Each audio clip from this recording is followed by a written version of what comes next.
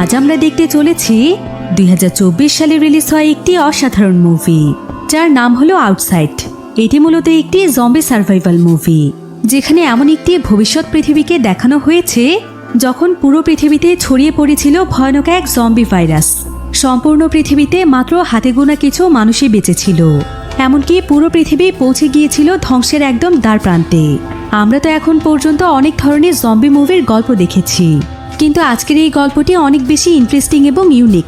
আর গল্পের শেষটা এত বেশি থ্রিল এবং টুইস্টে ভরপুর, যেটা আপনারা কল্পনাও করতে পারবেন না। তাহলে চলুন ঘুরে আসা যাক ভয়ানক এক জম্বিদের শহরের গল্প থেকে। তো গল্পটি শুরু হয় ভবিষ্যৎ পৃথিবীতে, যখন পুরো পৃথিবীতে ভয়ানক এক জম্বি ভাইরাস ছড়িয়ে পড়েছিল। আর এই ভাইরাসটি অনেক দ্রুত গতিতে ছড়িয়ে পড়ার কারণে খুব অল্প সময়ের মধ্যে পৃথিবীর প্রায় প্রত্যেকটি মানুষই জম্বিতে পরিণত হয়ে যায়। তাই এখন প্রত্যেকটি শহরের কোনায় কোনায় জম্বি ছিল। তবে এই জম্বিদের মাঝে যে সমস্ত মানুষেরা এখনও বেঁচে আছে, তারা এখন কোনো মতে জম্বিদের হাত থেকে বেঁচে সার্ভাইভ করছে। তো এবার আমরা এমনই এক জম্বি ভাইরাসে আক্রান্ত শহরে একটি পরিবারকে দেখতে পাই, যেখানে দম্পতির নাম ছিল ফ্রান্সিস এবং আইরিশ। তাদের দুটো ছেলে সন্তান রয়েছে। তাদের বড় ছেলের নাম ছিল জোসেফ এবং ছোট ছেলেটির নাম হচ্ছে লুকাস। তো ফ্রান্সিস তার পরিবারকে জম্বিদের হাত থেকে বাঁচানোর জন্য প্রায় অনেক দিন ধরেই সার্ভাইভ করছে। আর এখন সে তার পরিবারকে নিয়ে তার বাবার বাড়িতে যাচ্ছে। তবে আমরা এখানে তাদের গাড়ির মধ্যে প্রচুর পরিমাণে রক্ত লেগে থাকতে দেখি, অর্থাৎ তাদের গাড়ির উপরও হয়তো জম্বিরা হামলা করেছিল। এবার কিছুক্ষণের মধ্যেই ফ্রান্সিস তার বাবার বাড়িতে চলে আসে। এই বাড়িটি মূলত একটি ফার্ম হাউস ছিল। এবার ফ্রান্সিস যখন তাদের বাড়ির মধ্যে প্রবেশ করে, তখন সে দেখতে পায় যে তাদের পুরো বাড়িটি একদম তছনছ হয়ে গিয়েছে। ফ্রান্সিস অনেক ভালোভাবেই বুঝতে পারে যে তাদের বাড়িতে জম্বিদের হামলা হয়েছে। এরপর ফ্রান্সিস দরজার সামনে দাঁড়িয়ে তার বাবাকে ডাকতে থাকে, কিন্তু ভেতর থেকে কোনো মানুষেরই সাড়া পাওয়া যাচ্ছিল না। তাই ফ্রান্সিস যখন তার বাবার বেডরুমে চলে যায়, তখন সে দেখতে পায় যে তার বাবা নিজেই নিজেকে গুলি করে মেরে ফেলেছে, আর বিছানায় তার বাবার লাশ পড়ে আছে। ফ্রান্সিস এতে অনেক কষ্ট পায়। তবে সে এখানে বুঝতে পারে যে তার বাবাও আসলে জম্বি ভাইরাসে ইনফেক্টেড হয়ে গিয়েছিল, তাই সে নিজেই নিজেকে মেরে ফেলেছে। এবার ফ্রান্সিস সেখানে তার বাবার হাতের বন্দুকটি নিয়ে নেয়, এমনকি তার বাবার হাতের ঘড়িটিও সে পরে নেয়। এমন সময় আবার সে সেখানে কোনো মানুষের আওয়াজ শুনতে পায়। এরপর সে সেই বেডরুম থেকে বেরিয়ে দেখতে পায় যে সেখানে তার মা রয়েছে, আর তার মাও এখন জম্বি ভাইরাসে ইনফেক্টেড। তার শরীরের বিভিন্ন স্থানে ক্ষত হলেও সে এখনও ঘুরে বেড়াচ্ছে, অর্থাৎ কিছুক্ষণের মধ্যে সে জম্বিতে পরিণত হয়ে যাবে। তবে তার মা যখন এখানে তার দিকে আক্রমণ করতে আসছিল, ঠিক তখনই ফ্রান্সিস তার বন্দুকটি দিয়ে তার মাকে মেরে ফেলে। যদিও এতে সে অনেক কষ্ট পেয়েছিল, কিন্তু তাকে বাধ্য হয়ে এমনটা করতে হয়েছে। তাই ফ্রান্সিস ভেবেছিল যে এখানে হয়তো এখনো জম্বি ভাইরাস আসেনি, কিন্তু এখানে আসার পর সে এখন বুঝতে পেরেছে যে জম্বি ভাইরাস আসলে প্রত্যেকটি জায়গাতেই ছড়িয়ে পড়েছে। ফ্রান্সিস এবার তাদের বাড়ির কাছের একটি ভুট্টা খেতে যায়, আর সেখানকার মাটির নিচে তার মা বাবার লাশ দাফন করে দেয়। তার সঙ্গে তার পরিবারের সদস্যরাও ছিল। এবার লাশ দাফন শেষ হলে ফ্রান্সিস তার পরিবারকে বলে যে আজ থেকে তারা তাদের এই ফার্ম হাউসেই থাকবে, কারণ এই জায়গাটিতে আগে থেকেই মানুষের বসবাস অনেক কম ছিল। তাই হয়তো এখানকার আশেপাশে জম্বিদের সংখ্যা অনেক কম হবে। তাছাড়া এটা যেহেতু একটি ফার্ম হাউস ছিল, তাই তারা অনায়াসে এখানে চাষাবাদ করতে পারবে, যার ফলে তাদেরকে খাবার নিয়ে আর কোনো চিন্তা করতে হবে না। সেই সাথে এখানে বিশুদ্ধ পানির ব্যবস্থাও রয়েছে, তাই এখানেই থাকাটা তাদের জন্য বুদ্ধিমানের কাজ হবে। তার পরিবারও তখন এখানে থাকতেই রাজি হয়ে যায়। এবার বাড়িতে প্রবেশ করার পর আমরা দেখতে পাই যে ফ্রান্সিস এবং তার ওয়াইফ আইরিশের মধ্যে খুব একটা মিল ছিল না। তারা দুজন কোনো এক বিষয় নিয়ে একে অপরের উপর খুবই নারাজ ছিল, তাই তারা দুজন খুব একটা কথাও বলতো না। তাদের ভেতরে আসলে একটি সিক্রেট ছিল, তবে সেই সিক্রেটটি আসলে কি ছিল সেটা আমরা পরে জানতে পারবো। তো এবার কিছুক্ষণ পর জোসেফ ফ্রান্সিসের কাছে আসে। এরপর সে ফ্রান্সিসকে বলে যে তাদের হয়তো এখন বার্ন হাউসে যাওয়া উচিত, কারণ সেখানে গেলে হয়তো তারা কোনো প্রয়োজনীয় জিনিস পেতে পারে। তাই ফ্রান্সিস তখন তার ছেলে জোসেফকে নিয়ে বার্ন হাউসে চলে যায়, আর সেখানে গিয়ে তারা তাদের কেয়ারটেকারকে ডাকতে থাকে। কিন্তু সেখানে কারো সাড়া না পেয়ে তারা যখন ভেতরে চলে যায়, তখন তারা দেখতে পায় যে কেয়ারটেকারও আত্মহত্যা করে মারা গিয়েছে, কারণ সেও জম্বি ভাইরাসে ইনফেক্টেড ছিল। এবার সেই বার্ন হাউসে তারা কিছু মুরগি দেখতে পায়, যেগুলো কিনে একটি খাঁচায় বন্দি করা আছে। তো ফ্রান্সিস এখানে জোসেফকে সেই কেয়ারটেকারের লাশের কাছে যেতে বলে, আর সেখান থেকে মুরগির খাঁচার চাবি নিয়ে আসতে বলে। তবে জোসেফ সেই লাশের কাছে যেতে অনেক ভয় পাচ্ছিল। তারপরও জোসেফ যখন সাহস করে চাবিটি আনতে যায় তখন ঠিক তার উপরে এই লাশটি পড়ে যায়। জোসেফ এতে ভয় পেয়ে চিৎকার করতে করতে বাইরে বেরিয়ে আসে আর সে দ্রুত পানি দিয়ে তার হাত পা পরিষ্কার করতে শুরু করে, যেটা দেখে তার মা আইরিশ সেখানে ফ্রান্সিসকে বলে যে জোসেফের কি হয়েছে, সে এমন করছে কেন। ফ্রান্সিস তখন জানায় যে জোসেফের উপর একটি লাশ পড়ে গিয়েছে আর সে ফ্রান্সিসকে বলে যে সে কেন তার ছেলেকে সেখানে যেতে দিয়েছে। ফ্রান্সিস তখন তাকে জানায় যে সে জোসেফকে সার্ভাইভ করা শেখাচ্ছে, কারণ জোসেফ যদি এখনো সার্ভাইভ করা না শেখে তাহলে তাদের কিছু হয়ে গেলে সে একা একা সার্ভাইভ করতে পারবে না। এবার ফ্রান্সিস তার ছোট ছেলে লুকাসের জন্য একটি আখ নিয়ে আসে আর সে লুকাসকে আখটি খেয়ে দেখতে বলে আর বলে যে আখটি খেতে অনেক মিষ্টি, লুকাসের এটা অনেক পছন্দ হবে। এরপর লুকাস যখন আখটি খেয়ে দেখে তখন তার এটা খুবই পছন্দ হয়। তবে এখানে আমরা একটি বিষয় খুব ভালোভাবেই বুঝতে পারি যে ফ্রান্সিস আসলে তার বড় ছেলে জোসেফের চাইতে লুকাসকে বেশি ভালোবাসে। তবে এর পেছনে অনেক বড় একটি কারণ লুকিয়েছিল, যেটা আমরা সামনে জানতে পারবো। এবার কিছুক্ষণ পর আইরিশ ফ্রান্সিসকে নিয়ে সেখানকার একটি বেসমেন্টে যায় যেখানে একটি রুম ছিল। তবে ফ্রান্সিস যখন সেই রুমের মধ্যে প্রবেশ করে তখন সে অনেক বেশি ভয় পেয়ে যায়, এমনকি অনেক আতঙ্কিত হওয়ার কারণে সে একদম ঘেমে যায়। আসলে এই রুমটির সঙ্গে তার জীবনের অনেক বাজে কিছু স্মৃতি জড়িয়ে আছে, সেগুলো মনে পড়লে সে এখনো ভয়ে আটকে ওঠে। আসলে সে যখন ছোট ছিল তখন তার বাবা তাকে প্রচণ্ড মারধর করত আর তাকে দিনের পর দিন এই বেসমেন্টের রুমটিতেই বন্দি করে রাখত। সে এভাবেই তার বাবার অত্যাচার সহ্য করতে করতেই বড় হয়েছে, তাই আজ পর্যন্ত সেই রুমটিতে প্রবেশ করার সাহস পায় না। তো এবার সেদিন রাতের বেলা তারা সবাই যখন ডিনার করতে বসে ঠিক এমন সময় জোসেফ সেখানে অনেক পুরনো একটি রেডিও খুঁজে পায় আর সে অনেক ইন্টারেস্টেড হয়ে রেডিওটিকে প্লে করে দেয়। কিন্তু এই বিষয়টি ফ্রান্সিসের কাছে মোটেও পছন্দ হয় না। সে জোসেফের উপর খুবই রেগে যায় আর তাকে বলে যে তার প্রথমে ডিনার করা উচিত, ডিনার বাদ দিয়ে সে এসব ফালতু কাজে কেন সময় নষ্ট করছে। এবার কিছুক্ষণ পর জোসেফ এখানে ফ্রান্সিসকে বলে যে তার গার্লফ্রেন্ড অ্যালেস তাকে মেসেজ করেছিল। সে তাকে জানিয়েছে যে তার মা বাবা নাকি পাহাড় অঞ্চলের দিকে যাচ্ছে, কারণ সেদিকে সার্ভাইভার্সদের জন্য কোনো না কোনো ক্যাম্প থাকতে পারে আর সেখানে হয়তো সকলের জন্য কোনো ফ্যাসিলিটিও রয়েছে, তাই তাদেরও সেখানে যাওয়া উচিত। কিন্তু ফ্রান্সিস সঙ্গে সঙ্গেই মানা করে দেয় আর সে জোসেফকে বলে তুমি কি পাগল হয়ে গিয়েছো? আমাদের কাছে অলরেডি থাকার মতো একটি ফার্ম হাউস রয়েছে যেখান থেকে আমরা অনায়াসেই খাবার এবং পানি পাবো। সেই সাথে এখানে থাকার মতো সুরক্ষিত জায়গা রয়েছে। এই ফার্ম হাউসটি এখন আমাদের জন্য উপহার স্বরূপ। যদি এখানে আমরা সমস্ত কিছু পাই তাহলে কেন আমরা ক্যাম্পে আশ্রয় নিতে যাব? তাছাড়া এখানে আমরা নিজের মতো করে সার্ভাইভ করতে পারছি, কিন্তু ক্যাম্পে গেলে আমাদেরকে কুকুর বিড়ালের মতো থাকতে হবে। সেখানে কত মানুষ রয়েছে সেটার কোনো হিসেব নেই, তাই আমরা এই ফার্ম হাউস ছেড়ে কোথাও যাব না। তবে আইরিশের এখানে ফ্রান্সিসের কথাগুলো মোটেও ভালো লাগে না। আসলে সেও চাইছিল ক্যাম্পে গিয়ে আশ্রয় নিতে, কারণ সেখানে এমনভাবে প্রোটেকশন দেয়া থাকবে যেখানে কোনোভাবেই কোনো জম্বি প্রবেশ করতে পারবে না।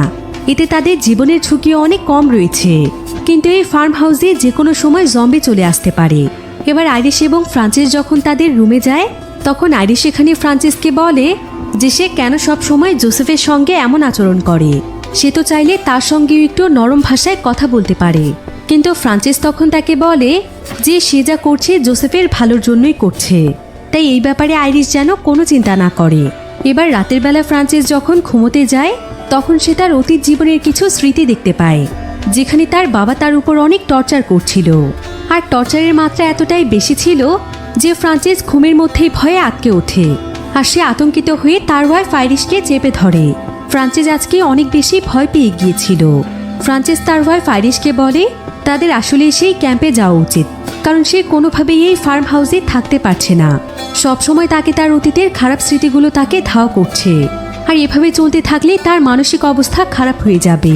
তাই এবার তারা সবাই মিলে তাদের জিনিসপত্র রেডি করে গাড়িতে উঠে পড়ে আর তারা রওনা হয় ক্যাম্পের উদ্দেশ্যে। এবার অনেকটা পথ পাড়ি দেওয়ার পর যখন তারা একটি ব্রিজের উপর আসে তখন তারা দেখতে পায় যে এখানকার অবস্থা অনেক বেশি খারাপ হয়ে গিয়েছে। সম্পূর্ণ ব্রিজটি একদম পরিত্যক্ত অবস্থায় পড়ে আছে, এমনকি ব্রিজের উপর থাকা অনেকগুলো গাড়ির মাধ্যমে রাস্তাটি বন্ধ হয়ে গিয়েছে। ভিডিওর এই পর্যায়ে আপনাদেরকে এমন একটি অ্যাপের সঙ্গে পরিচয় করিয়ে দিতে চাই যার নাম হচ্ছে 1xBet। এর অফিসিয়াল পার্টনার হচ্ছে সিরিয়া এবং PSG। 17 নভেম্বর থেকে শুরু হচ্ছে আন্তর্জাতিক মাস্টার লিগ। সমস্ত ক্রিকেট প্রেমীদের কাছে আপনার প্রিয় দলকে সমর্থন করার এটি একটি দুর্দান্ত সুযোগ। এই অ্যাপটির মাধ্যমে আপনি সমস্ত লাইভ ম্যাচ এবং এর ফলাফলও দেখতে পারবেন। সেই সাথে স্কোর অনুমান করে গেমও খেলতে পারবেন, যেমন কোন টিম জিতবে, কোন টিম কত রান করবে এবং কে সর্বোচ্চ স্কোর করবে। সেই সাথে এখানে BMW গাড়ি, আইফোন, ল্যাপটপ এবং আরও অনেক নগদ পুরস্কার জেতার সুযোগ রয়েছে। এছাড়াও রয়েছে বিভিন্ন ধরনের গেম, আপনি যা খুশি তা বেছে নিতে পারেন। আর রেজিস্ট্রেশনের সময় আমার প্রোমো কোড ব্যবহার করে আপনার প্রথম ডিপোজিটের উপর 30,000 টাকা পর্যন্ত পেতে পারেন। আর জেতা টাকা আপনি সহজেই উপায়, নগদ, বিকাশ, রকেট, আইপে, ব্যাংক এবং অন্যান্য সহজ পদ্ধতির মাধ্যমে তুলে নিতে পারেন। পিন কমেন্টে দেওয়া লিঙ্কের মাধ্যমে রেজিস্ট্রেশন করুন এবং বোনাস পান। এটা শুধুমাত্র একটি অ্যাড ছিল। এই সমস্ত অ্যাপে টাকা ইনভেস্ট করার আগে একবার ভেবে নেবেন, কারণ এগুলোতে আর্থিক ক্ষতির সম্ভাবনা রয়েছে। আশেপাশের পরিস্থিতি দেখে বোঝাই যাচ্ছিল যে এখানে হয়তো প্রচুর পরিমাণে জম্বিরা হামলা করেছিল, যেটা দেখে তারা সবাই অনেকটাই ভয় পেয়ে যায়। আর ফ্রান্সিস তখন আইরিশকে বলে যে তাদের হয়তো ফিরে যাওয়া উচিত। এত ঝুঁকি নেওয়ার চাইতে ফার্ম হাউসে থাকাটাই হয়তো তাদের জন্য ভালো হবে। কিন্তু আইরিশ কোনোভাবেই ফার্ম হাউসে ফিরে যেতে চাইছিল না। সে এখানে সাহস করে গাড়ি থেকে বেরিয়ে যায়, কারণ রাস্তার সামনে একটি বর্ডার ছিল, তাই সে সেই বর্ডারটিকেই ভাঙতে গিয়েছে। কিন্তু ফ্রান্সিস তাকে বারবার ফিরে আসতে বলছিল, তবে আইরিশ তার কোনো কথা না শুনে নিজের মতো করেই বর্ডারটিকে ভাঙার চেষ্টা করছিল। কিন্তু ঠিক এমন সময় সে তার পেছন থেকে একটি আওয়াজ শুনতে পায়। আর সে যখন পেছনের দিকে তাকায় তখন সে দেখতে পায় যে তার পেছনে অনেক ভয়ানক একটি জম্বি দাঁড়িয়ে আছে, যার ফলে সে অনেক বেশি ভয় পেয়ে যায়। এই জম্বিটি আসলে একটি আর্মি ছিল, তবে সে জম্বি হয়ে যাওয়ার পরও তার ভেতরে আর্মির কিছু ব্যাপার এখনও রয়েছে। এবারে এই জম্বিটিকে দেখে আইরিশ সেখান থেকে পালিয়ে যাওয়ার চেষ্টা করে, কিন্তু জম্বিটি যখনই তার উপর আক্রমণ করতেই যাচ্ছিল ঠিক তখনই সেখানে ফ্রান্সিস এসে জম্বিটিকে গুলি করে দেয়। আর সে দৌড়ে আইরিশকে গাড়িতে ওঠানোর জন্য নিতে আসে। তবে ঠিক এমন সময় তারা দুজনেই জোসেফ এবং লুকাসের চিৎকারের আওয়াজ শুনতে পায়। এরপর যখন তারা তাদের গাড়িটির দিকে তাকায় তখন তারা দেখতে পায় যে তাদের গাড়িটিকে প্রচুর পরিমাণে জম্বি ঘিরে ফেলেছে। আসলে ফ্রান্সিস যখন এখানে গুলি করেছিল তখন এই গুলির শব্দ পেয়ে আশেপাশের সমস্ত জম্বিরা এখানে চলে এসেছে। এখন এখানে আইরিশ বা ফ্রান্সিস কেউই বুঝতে পারছিল না যে কিভাবে তারা এই জম্বিদের হাত থেকে তাদের সন্তানদেরকে রক্ষা করবে।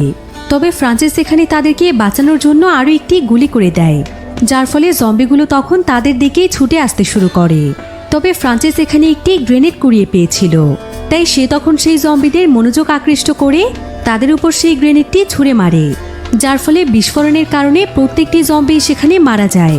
এরপর ফ্রান্সিস আইরিশকে নিয়ে আবারও গাড়িতে উঠে পড়ে, আর তারা এবার তাদের ফার্ম হাউসে ফিরে আসার সিদ্ধান্ত নেয়। কিন্তু এখন আর তাদের গাড়িটি কোনোভাবেই স্টার্ট হচ্ছিল না, আর এই জায়গাটিতে থাকাও তাদের জন্য অনেক বেশি ঝুঁকিপূর্ণ। তাই তারা সবাই মিলে তখন পায়ে হেঁটেই তাদের ফার্ম হাউসে ফিরতে শুরু করে।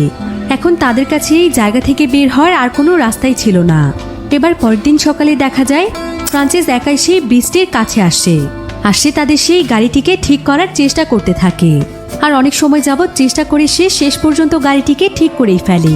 কিন্তু এখানে অনেক চিন্তা ভাবনা করে ফ্রান্সিস বুঝতে পারে যে তার পরিবারের জন্য এখন সবচাইতে সুরক্ষিত জায়গাটি হচ্ছে ফার্ম হাউস। তাই সে কোনোভাবেই চায় না তার পরিবার এখান থেকে কোথাও যাক। এই জন্য সে ফার্ম হাউসে ফিরে এসে তাদেরকে জানায় যে সে অনেক চেষ্টা করেও কোনোভাবেই গাড়িটিকে ঠিক করতে পারেনি, তাই এখন বাধ্য হয়ে তাদেরকে এখানেই থাকতে হবে।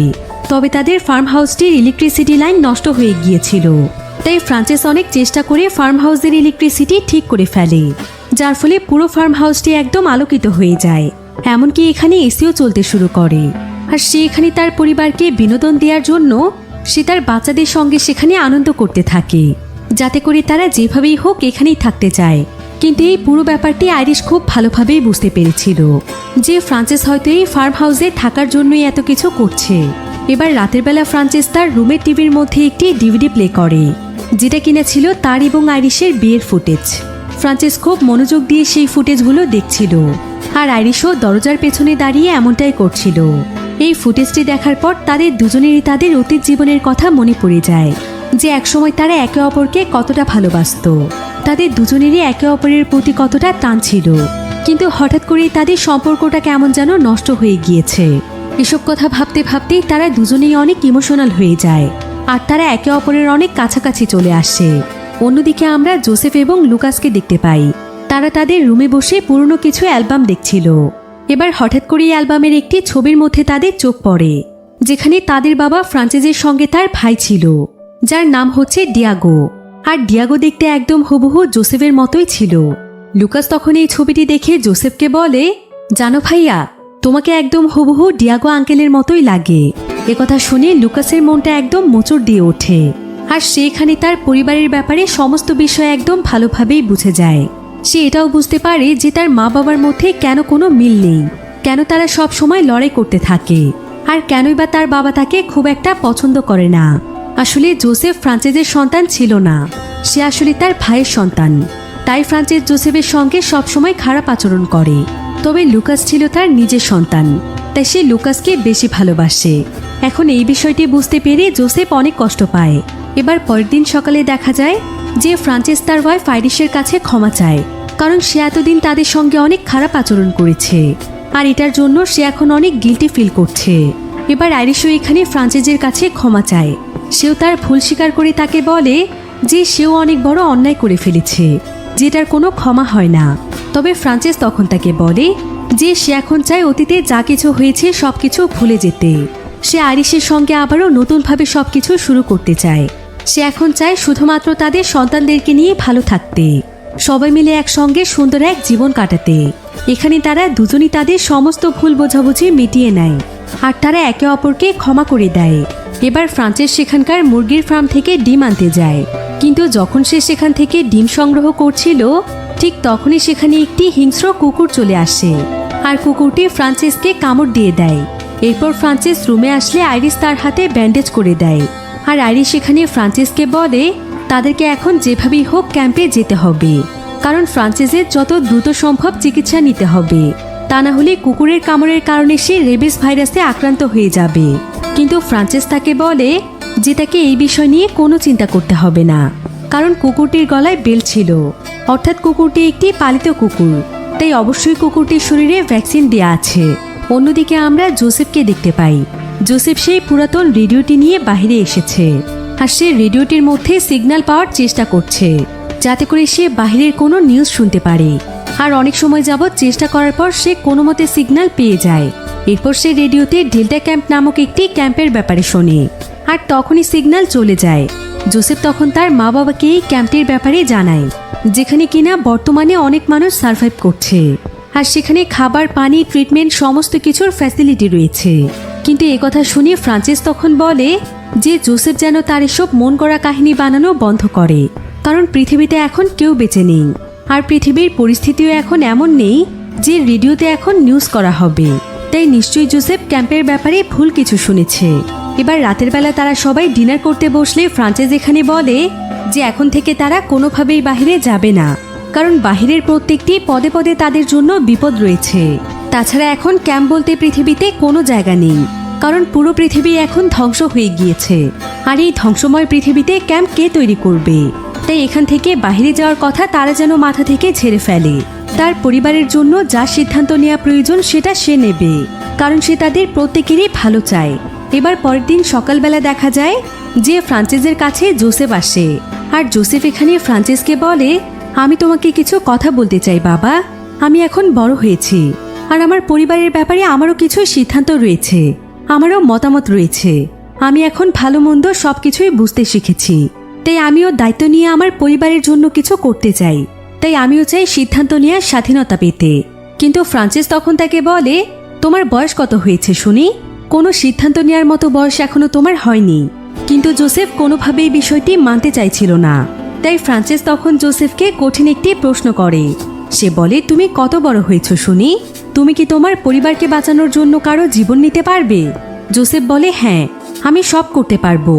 একথা শুনে ফ্রান্সিস তখন জোসেফকে ভুট্টা খেতে নিয়ে যায়, আর সে জোসেফের সামনে একটি পশু দাঁড় করিয়ে দেয়। এরপর সে জোসেফের হাতে একটি বন্দুক তুলে দিয়ে বলে যে এই পশুটিকে এক্ষুনি মেরে ফেলতে। যদিও জোসেফ এমনটা কোনোভাবেই করতে চাইছিল না, কারণ এই পশুটি ছিল একটি নিরীহ প্রাণী। তবে তারপরও সে সাহস করে শুট করে দিলেও তার নিশানা ছুটে যায়। ফ্রান্সিস তখন তার কাছে এসে চিৎকার করে বারবার বলতে থাকে, সঠিক জায়গাতে শুট করো, আর এই পশুটিকে এক্ষুনি মেরে ফেলো, তোমাকে মারতেই হবে। ফ্রান্সিসের চিৎকার শুনে জোসেফ অনেক ভয় পেয়ে যায়, আর সে সেই পশুটিকে শুট করে দিয়ে সে নিজেই কাঁদতে থাকে। আর এমন সময় সেখানে আইরিস তার ছেলে লুকাসকে নিয়ে চলে আসে। এরপর আইরিস সেখানে রেগে গিয়ে ফ্রান্সেসকে বলে যে সে যেন তার ছেলে জোসেফের সঙ্গে এমন আচরণ না করে, কারণ জোসেফ এখনো অনেক ছোট, তাকে দিয়ে তার এই সমস্ত কাজ করানো একদম ঠিক হচ্ছে না। কিন্তু ফ্রান্সেস আসলে জোসেফকে সার্ভাইভ করা শেখাতে চাইছিল। তবে এমন সময় দেখা যায় যে বন্দুকের আওয়াজ পেয়ে সেখানে প্রচুর পরিমাণে জম্বি চলে আসে। আর এই জম্বিগুলো আসলে ছিল এই গ্রামেরই কিছু কৃষক, যারা কিনা এখন জম্বিতে পরিণত হয়েছে। তো এই জম্বিগুলো এখানে তাদের উপর আক্রমণ করার জন্য ধেয়ে আসছিল। এতে তারা সবাই অনেক বেশি ভয় পেয়ে যায়, আর তারা দৌড়ে তাদের ফার্ম হাউসে চলে আসে। এরপর কোনো মতে সেখানকার দরজা বন্ধ করে তারা সবাই উপরের ফ্লোরে চলে যায়। তবে এই জম্বিদের ঘ্রাণ শক্তি অনেক বেশি তীব্র ছিল, তাই তারা তাদের শরীরের গন্ধ পেয়ে তাদের ফার্ম হাউসের কাছে চলে আসে। আর তারা ফার্ম হাউসের ভেতরে যাওয়ার জন্য আশেপাশে একদম ভাঙচুর শুরু করে দেয়। তারা ফার্ম হাউসের দরজা জানালা ভেঙে ফেলতে শুরু করে, যার ফলে জোসেফ এবং তার পুরো পরিবার অনেক ভয় পেয়ে যায়। তাদের কাছে এখন বাঁচার আর কোনো রাস্তা ছিল না।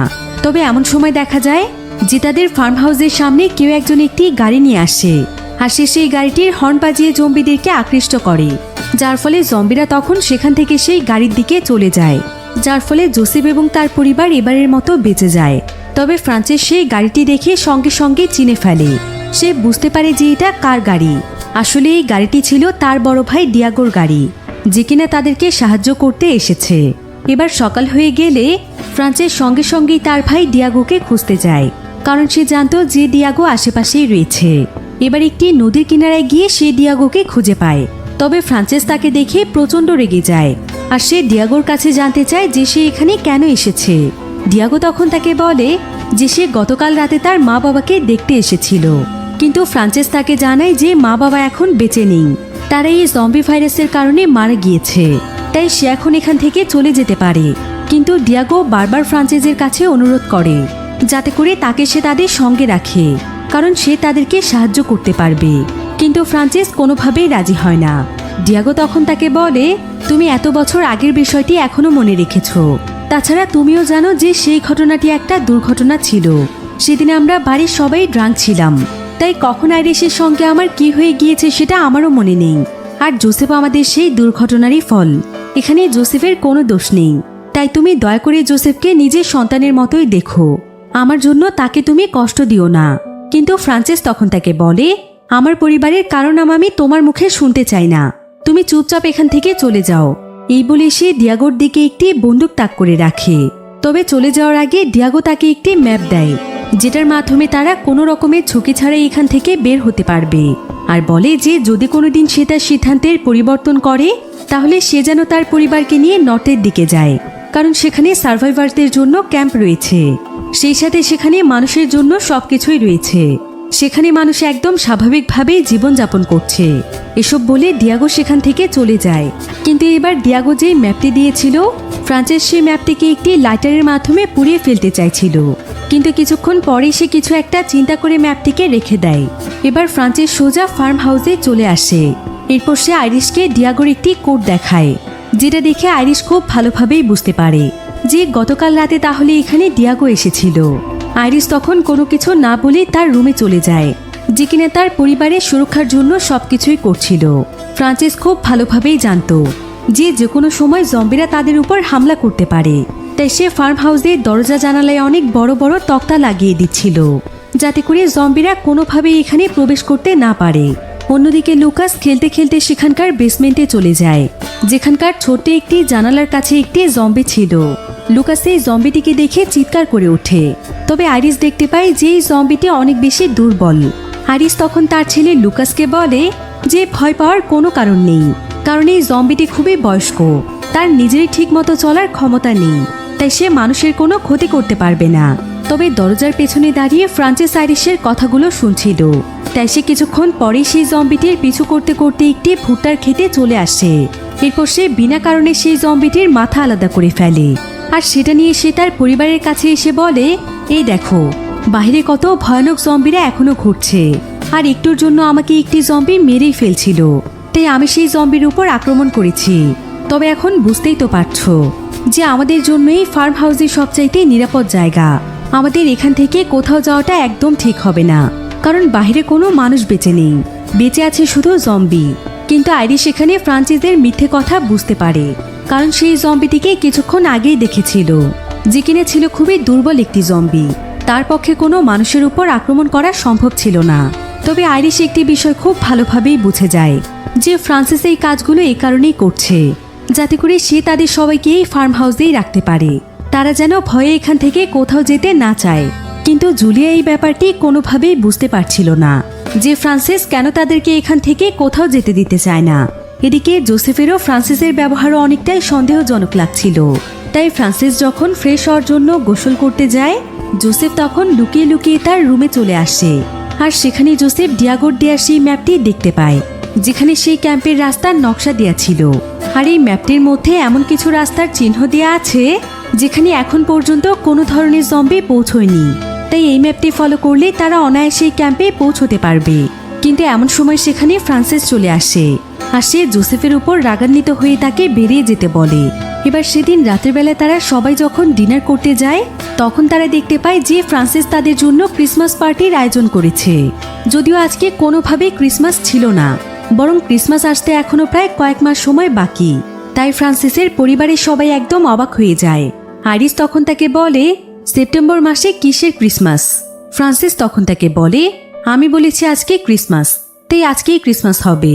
এই বলেই ফ্রান্সিস সেখানে আরো অদ্ভুত অদ্ভুত কথা বলছিল, আর সে বেশ কিছু অদ্ভুত আচরণও করছিল। সে আর আগের মতো ছিল না, যার ফলে আইরিশ এবং জোসেফ খুব ভালোভাবেই বুঝতে পারে যে ফ্রান্সিস আসলে আস্তে আস্তে তার মানসিক ভারসাম্য হারিয়ে ফেলছে, আর তাই সে সবার সঙ্গে এমন আচরণ করছে। এবার কিছুক্ষণ পর জোসেফ তার মা আইরিশকে সেই ম্যাপটির ব্যাপারে বলে, যেটার মাধ্যমে তারা কোনো ঝুঁকি ছাড়াই ক্যাম্পে পৌঁছতে পারবে। আর সেই ক্যাম্পে পৌঁছতে পারলে তাদের সমস্ত বিপদ দূর হয়ে যাবে, কারণ সেই ক্যাম্পটি হচ্ছে বিশাল বড় একটি শহর, যেখানে অনেক মানুষ স্বাভাবিকভাবে জীবনযাপন করছে। এমনকি সেখানে জম্বি ভাইরাস এখন পর্যন্ত পৌঁছয়নি।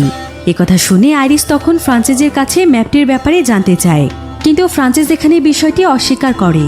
সে বলে যে তার কাছে কোনো ম্যাপ নেই, এমনকি বাহিরে এমন কোনো জায়গাও নেই যেখানে তারা স্বাভাবিকভাবে বাঁচবে। তবে আইরিশ এখানে রেগে যায়, আর সে ফ্রান্সিসকে বলে যে এবার সে তার কোনো কথাই শুনবে না, সে তার সন্তানদেরকে নিয়ে এখান থেকে চলে যাবে। কিন্তু ফ্রান্সিস তখন তাকে বলে, তোমার বাইরে যাওয়ার এত তাড়া কিসের? নিশ্চয়ই ডিয়াগোকে দেখে পাগল হয়ে গিয়েছো, তাই তার সঙ্গে নতুন করে জীবন কাটাতে চাইছো। এরপর ফ্রান্সিস বাচ্চাদেরকে বলে, তোমরা তোমাদের মাকে যতটা ভালো মনে করছো সে ততটা ভালো নয়। সে আমাকে ফেলে ডিয়াগোর কাছে চলে যেতে চাইছিল, আর সেটার জন্য সমস্ত ব্যবস্থাও সে করে ফেলেছিল। কিন্তু ঠিক সেই সময়ে জম্বি ভাইরাস ছড়িয়ে পড়ে, যার ফলে সে আর চাইলেও যেতে পারে না। একথা শুনে জোসেফ এবং লুকাসও কাঁদতে শুরু করে, আর জোসেফ তার মায়ের কাছে জানতে চায় যে তার বাবা যেটা বলছে সেটা সত্যি কিনা। আইরিশ তখন কাঁদতে কাঁদতে সম্মতি জানায়। আসলে সেই সময় ফ্রান্সিসের সঙ্গে তার সম্পর্ক একদমই ভালো ছিল না, তাই সে তার জীবন থেকে চলে যেতে চাইছিল। কিন্তু এখন সে মনে প্রাণে তার সঙ্গে ভালো থাকতে চায়।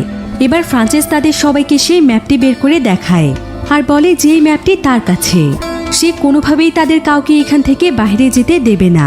এই বলেই সে একটি লাইটারের সাহায্যে ম্যাপটিকে পুড়িয়ে ফেলে। তবে আইরিশ এতে ভীষণ রেগে যায়, আর সে তাকে চিৎকার করে বলতে থাকে যে সে এমনটা কেন করলো। আইরিশ এবার এত বেশি পরিমাণে রেগে যায় যে সে দৌড়ে গিয়ে ফ্রান্সিসকে থাপ্পড় মেরে দেয়। এরপর সে সোজা তার রুমে চলে যায়। এবার পরের দিন সকালে দেখা যায় ফ্রান্সিস তার পরিবারের সবার জন্য আখ আনতে যায়। এদিকে জোসেফ এবং লুকাস বাড়িতে বসেই খেলছিল, আর এমন সময় তাদের কাছে আইরিশ এসে কথা বলে। বাচ্চাদের কথা শুনে আইরিশ বুঝতে পারে যে তারা এখন তাদের বাবাকে অনেক ভয় পাচ্ছে। তারা আইরিশের কাছেই নিজেদেরকে সুরক্ষিত মনে করছে, কারণ তাদের বাবা যেন আস্তে আস্তে সাইকোতে পরিণত হয়ে যাচ্ছে। এবার সেদিন সন্ধেবেলায় ফ্রান্সিস যখন বাড়িতে ফিরে আসে, তখন সে তার সঙ্গে করে অনেক বড় একটি কাঠের টুকরো নিয়ে এসেছিল, আর সেটা দিয়ে সে বাড়ির দরজা পুরোপুরিভাবে বন্ধ করে দেয়। এরপর সে আইরিশকে বলে যে এখন থেকে তারা কেউই আর বাড়ির বাহিরে পা দেবে না, কারণ সে বাহিরে অনেক ভয়ানক ভয়ানক জম্বি দেখেছে, তাই তারা ভুলেও যেন বাহিরে পা দেওয়ার চেষ্টা না করে। কিন্তু এবার ফ্রান্সিসের উপর জোসেফ খুবই রেগে যায়। এরপর সে ফ্রান্সিসকে বলে, অনেক হয়েছে বাবা, তোমার কথা আমরা অনেক শুনেছি। তোমার কথা মতো এখানে বন্দি থাকলে আমাদেরকে মরতে হবে। আমরা সবাই মানসিক রোগী হয়ে যাব। একটা জায়গার ভেতর মানুষ কতদিন বন্দি থাকতে পারে? কিছুদিনের মধ্যে সমস্ত খাবারও ফুরিয়ে যাবে। তখন আমরা কি করব? এই সামান্য বিষয়টুকু তোমার মাথায় ঢুকছে না? তাছাড়া তুমি ম্যাপটি পুড়িয়ে ফেললে কি হবে? ম্যাপের প্রত্যেকটি রাস্তা আমি দেখে ফেলেছি, তাই এখনো সময় আছে। আমরা সুরক্ষিতভাবে ক্যাম্পে পৌঁছতে পারবো। তুমি দয়া করে আমাদের উপর নিজের মতামত চাপিয়ে দিও না। কিন্তু জোসেফের কথা শুনে ফ্রান্সিস খুবই রেগে যায়, আর সে জোসেফকে বলে যে সে তার পরিবার সম্পর্কে এত কথা কেন বলছে। সে সিদ্ধান্ত নেয়ার কে? সে একটা নর্দমার কীট ছাড়া আর কিছুই নয়। সে তার মায়ের অবৈধ সন্তান, সে তার সন্তান নয়। ফ্রান্সিস রাগের মাথায় জোসেফকে আরো অনেক কথাই বলে। সে তাকে আরো কিছু বলতেই যাবে, তবে ঠিক এমন সময় তাদের দরজার সামনে কেউ একজন নক করছিল, আর সে চিৎকার করে তাদের কাছে সাহায্য চাইছিল। লোকটির কথা শুনে বোঝাই যাচ্ছিল যে সে অনেক বিপদে পড়ে তাদের কাছে সাহায্য চাইতে এসেছে। কিন্তু ফ্রান্সিস কোনোভাবেই দরজা খুলতে চাইছিল না। সে সেই ব্যক্তিকে সেখান থেকে চলে যেতে বলছিল। তবে জোসেফ এবং তার মায়ের সেই ব্যক্তির জন্য অনেক মায়া হচ্ছিল, তাই জোসেফ এখানে কোনো মতে তার বাবাকে সরিয়ে দেয়, আর সে দরজা খুলে সেই ব্যক্তিকে ভেতরে নিয়ে আসে। এই ব্যক্তি আসলে একজন সোলজার ছিল। আইরিশ সেখানে দেখতে পায় যে সে অনেক আহত অবস্থায় রয়েছে, তাই সে তার কাছে জানতে চায় যে তার কি হয়েছে। সোলজার তখন তাকে বলে যে সে একটি জায়গাতে আশ্রয় নিয়েছিল, কিন্তু হঠাৎ করে সেখানে জম্বিরা হামলা করে দেয়, আর এমন সময় তাকে একজন ব্যক্তি এসে বাঁচিয়ে নেয় এবং সে তাকে এই ফার্ম হাউসের ঠিকানা দিয়ে এখানে আসতে বলে। একথা শুনে আইরিশ বুঝতে পারে যে সেই ব্যক্তি আসলে ডিয়াগো ছিল। আইরিশ তখন সোলজারের কাছে ডিয়াগোর ব্যাপারে জানতে চায়। সোলজার তখন তাকে জানায় যে তাকে রক্ষা করতে গিয়ে ডিয়াগো মারা গিয়েছে, তবে মৃত্যুর আগে সে তাকে বলেছে যে সে যেন তার পরিবারকে বলে যে তারা যেন ডেল্টা ক্যাম্পে চলে আসে, আর তাই সে তাদেরকে এটা জানানোর জন্যই এখানে এসেছে। আইরিশ তখন সেই সোলজারের ক্ষতস্থানে মেডিসিন লাগিয়ে দেয়, আর সে ফ্রান্সিসের কাছে অনুরোধ করে যে আজকের রাতটা যেন সে তাকে এখানে থাকতে দেয়। যদিও ফ্রান্সিস তাকে থাকতে দিতে রাজি হয়ে যায়, কিন্তু সে তাকে একটি শর্ত দেয় যে তাকে এখানে থাকতে হলে বেসমেন্টে থাকতে হবে, যাতে করে সে তার পরিবারের কাছ থেকে দূরে থাকতে পারে। সোলজার তখন তারই শর্তে রাজি হয়ে যায়। এবার সেদিন রাতের বেলা সবাই যখন ঘুমিয়ে পড়েছিল, তখন জোসেফ লুকিয়ে লুকিয়ে তার মায়ের কাছে আসে, আর সে তার মাকে বলে যে তার মা যেন একদম চিন্তা না করে। সে এখন বড় হয়েছে, সেও এখন তার পরিবারের দায়িত্ব নিতে পারে, আর সে তার মা এবং ভাইকে যেভাবেই হোক এখান থেকে বের করবে। আইরিশ তখন জোসেফের কাছে জানতে চায় যে ফ্রান্সিসের কথায় সে তার উপর রেগে আছে কিনা, কিন্তু জোসেফ তখন তাকে বলে যে সে আরো অনেকদিন আগেই জানতে পেরেছে যে ফ্রান্সিস তার বাবা নয়, কিন্তু তারপরে এই ব্যাপারে তার কোনো আক্ষেপ নেই। সে ফ্রান্সিসকে এখনো তার বাবাই মনে করে। সে ফ্রান্সিসের বদলে অন্য কাউকে কখনোই তার বাবা মানতে পারবে না, কিন্তু তার বাবা এখন পুরোপুরিভাবে বদলে গিয়েছে, তাই সে এখন তার পরিবারকে তার বাবার হাত থেকে রক্ষা করবেই। তাই সে আজকে এখান থেকে পালিয়ে যেতে চায়। আর সে সেই ম্যাপটির মধ্যে যেই রাস্তা দেখেছিল, সেই পুরো রাস্তাটি সে চেক করে দেখে আসতে চায় যে সেখানে আসলেই কোনো ক্যাম্প আছে কিনা, আর রাস্তাটি তাদের জন্য ঝুঁকিমুক্ত কিনা। যদি সত্যি সেই রাস্তাটি একদম ঝুঁকিমুক্ত থাকে, তাহলে সে ফিরে এসে তার মা এবং লুকাসকে এখান থেকে নিয়ে যাবে। তাই সে এখান থেকে পালিয়ে যাওয়ার জন্য তার মায়ের কাছে অনুমতি চায়। তার মা আইরিশ তখন না চাইতেও তাকে অনুমতি দিয়ে দেয়। সে তার ছেলেকে জড়িয়ে ধরে বিদায় জানায়। এরপর জোসেফ খুবই সাবধানতার সাথে সেখান থেকে পালিয়ে যায়। এবার পরের দিন সকালে ফ্রান্সিস যখন ঘুম থেকে ওঠে, তখন সে দেখতে পায় যে সবাই টেবিলে বসে নাস্তা করছে, কিন্তু আশেপাশের কোনো জায়গাতেই জোসেফ ছিল না, যার ফলে সে প্রচণ্ড রেগে যায়। আর সে উত্তেজিত হয়ে আইরিশকে জিজ্ঞাসা করে যে জোসেফ কোথায় গিয়েছে, কিন্তু আইরিশ তার প্রশ্নের কোনো উত্তর দেয় না। এবার ফ্রান্সিস জোসেফকে খুঁজতে দরজার সামনে যায়, আর সে দরজা খোলা দেখতে পেয়ে বুঝতে পারে যে জোসেফ আসলে এখান থেকে পালিয়ে গিয়েছে, যার ফলে তার রাগের মাত্রা আরো অনেক বেড়ে যায়। সে যেন এখন পুরোপুরিভাবে একটি সাইকোতে পরিণত হয়ে যায়। তাই সে সেখানে একটি হাতুড়ি কুড়িয়ে এনে সোজা এসে সেই সোলজারকে মেরে ফেলে। আইরিশ এবং লুকাস এতে প্রচণ্ড ভয় পেয়ে যায়। তবে আইরিশের কোনো কিছু করার আগেই ফ্রান্সিস তাকে মেরে অজ্ঞান করে দেয়। আর প্রায় কয়েক ঘন্টা পর যখন আইরিশের জ্ঞান ফিরে আসে, তখন আইরিশ নিজেকে সেই বেসমেন্টের মধ্যে বন্দি অবস্থায় দেখতে পায়, যেখানে তার সঙ্গে তার ছোট্ট ছেলে লুকাসও ছিল। আইরিশ অনেক বেশি ভয় পেয়ে গিয়েছিল, কারণ তার বাড়ি এখন তার জন্য মৃত্যুর কূপ হয়ে দাঁড়িয়েছে। অন্যদিকে ফ্রান্সিস বাড়ির উপর থেকে সেই কুকুরটিকে দেখতে পায়, যে কিনা তার হাতে কামড় দিয়েছিল। এতে যেন তার মাথা আরো খারাপ হয়ে যায়, আর সে সঙ্গে সঙ্গে বাইরে গিয়ে সেই কুকুরটিকেও নির্মমভাবে মেরে ফেলে। এমনকি সে সেই কুকুরের মাংস রান্না করে আইরিশের কাছে নিয়ে আসে, আর সে আইরিশ এবং লুকাসকে এগুলো খেতে বলে। তবে আইরিশ যখন এগুলো কিছুতেই খেতে চাইছিল না, তখন ফ্রান্সিস রেগে গিয়ে সমস্ত খাবার ছুঁড়ে ফেলে দেয়। তবে সেই খাবারের প্লেটে একটি চাকু ছিল। আইরিস তখন কোনো মতে তার পা দিয়ে চাকুটিকে লুকিয়ে ফেলে, আর সে ফ্রান্সিসের কাছে এসে তাকে স্বাভাবিক করার চেষ্টা করে। আইরিস তাকে জড়িয়ে ধরে কাঁদতে কাঁদতে বলে, তোমার কি হয়েছে ফ্রান্সিস? তুমি এমন করছো কেন? আমি এখন জীবনের এমন একটি মুহূর্তে দাঁড়িয়ে আছি যে তোমাকে এখন আমার সবচাইতে বেশি প্রয়োজন। তবে এমন সময় ফ্রান্সিস আইরিসের কাছে সেই চাকুটি দেখে ফেলে। এরপর ফ্রান্সিস সেই চাকুটি নিয়ে তাকে আবারও বেসমেন্টে বন্দি করে দেয়।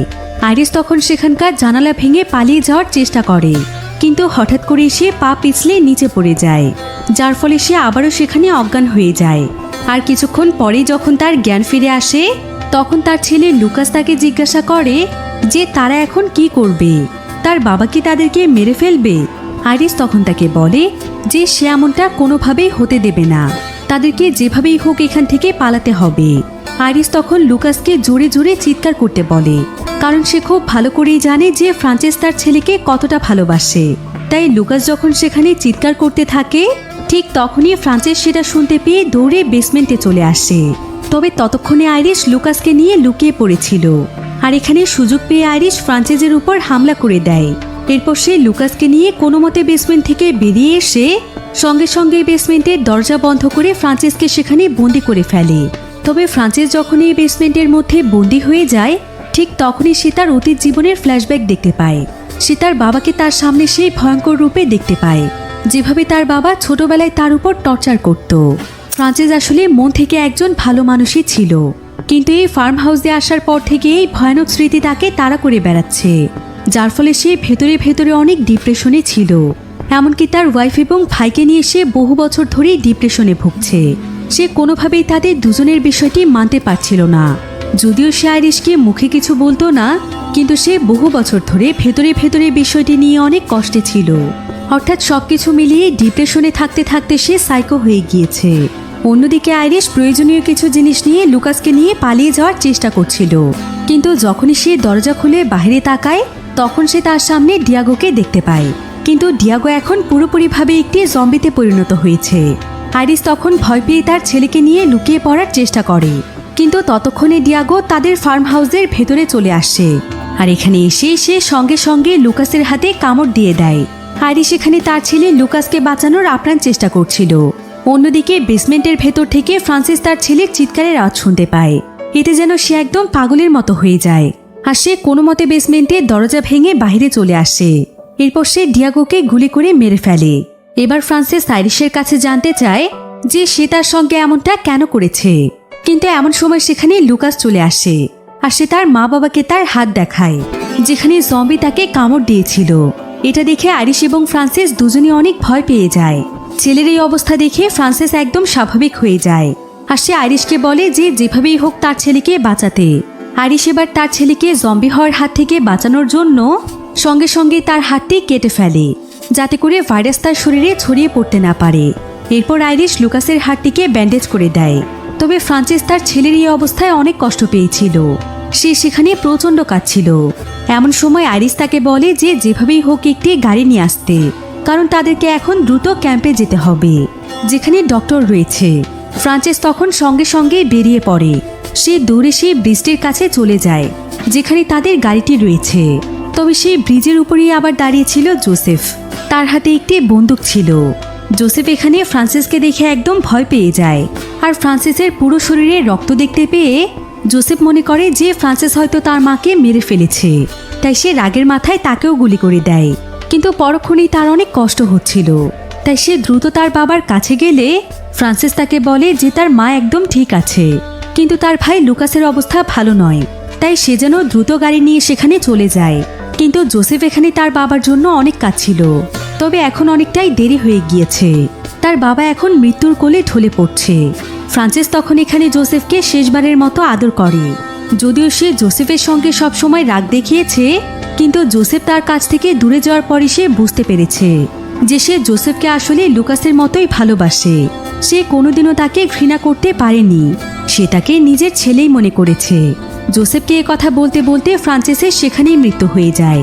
তবে জোসেফের হাতে একদমই সময় ছিল না, তাই সে কাঁদতে কাঁদতে গাড়ি নিয়ে রওনা হয় ফার্ম হাউসের উদ্দেশ্যে, যেখানে তার মা এবং ভাই গাড়ির জন্য অপেক্ষা করছিল। এরপর কিছুক্ষণের মধ্যে গাড়িটি তাদের ফার্ম হাউসের সামনে চলে আসছে। অর্থাৎ এখন জোসেফ তার পরিবারকে নিয়ে ক্যাম্পে পৌঁছে যেতে পারবে আর তারা সবাই মিলে সেখানে সার্ভাইভ করবে। এভাবেই একটি ইনডাইরেক্ট এন্ডিংয়ের মাধ্যমে গল্পটি এখানেই শেষ হয়ে যায়।